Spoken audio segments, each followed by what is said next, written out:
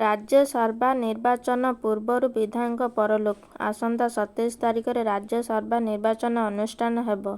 ଦେଶର 15ଟି ରାଜ୍ୟର 56ଟି ଆସନ ପାଇଁ ବିଭିନ୍ନ ରାଜ୍ୟରେ ରାଜନୈତିକ ଦଳମାନଙ୍କ ପକ୍ଷରୁ ପ୍ରାର୍ଥୀଙ୍କ ନାମ ଘୋଷଣା କରାଯାଇଅଛି। ସେନେଇ ଓଡ଼ିଶା ସମେତ ବିଭିନ୍ନ ରାଜ୍ୟର ରାଜ୍ୟସଭା ଆସନ ପାଇଁ ପ୍ରାର୍ଥୀମାନେ ନାମାଙ୍କନ ପତ୍ର ଦାଖଲ କରିଛନ୍ତି। କିଛି ରାଜ୍ୟରେ ପ୍ରାର୍ଥୀମାନେ ନିର୍ଦ୍ୱନ୍ଦ୍ୱରେ ନିର୍ବାଚିତ ହେବାର ସମ୍ଭାବନା ରହିଛି। ଭୋଟ ଗ୍ରହଣ ପରେ ନିର୍ବାଚନ କମିଶନ ଏନେଇ ଘୋଷଣା କରିବେ।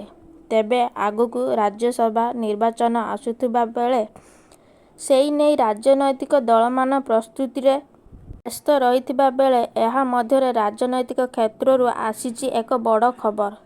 ନିର୍ବାଚନ ପୂର୍ବରୁ ଜଣେ ବିଧାୟକଙ୍କ ପରଲୋକ ଘଟିଛି। ପଶ୍ଚିମବଙ୍ଗର ତୃଣମୂଳ କଂଗ୍ରେସ ଟିଏମସିର ବିଧାୟକ ଇଦ୍ରିସ୍ ଅଲିଙ୍କର ପରଲୋକ ଘଟିଛି। ବିଭିନ୍ନ ରୋଗରେ ପୀଡ଼ିତ ହୋଇଥିବା ବିଧାୟକ ଅଲି ଏକ ଘରୋଇ ହସ୍ପିଟାଲରେ ଶେଷ ନିଶ୍ୱାସ ତ୍ୟାଗ କରିଛନ୍ତି। ଅଲିଙ୍କ ବିୟୋଗ ଟିଏମସି ପାଇଁ ବଡ଼ ଝଟକା। ମୋର୍ଦାବାଦର ଆସନରୁ ବିଧାୟକ ଭାବେ ନିର୍ବାଚିତ ହୋଇଥିବା ଶ୍ରୀ ଅଲି 73 ବର୍ଷରେ ଶେଷ ନିଶ୍ୱାସ ତ୍ୟାଗ କରିଥିବା ଜଣାପଡ଼ିଛି।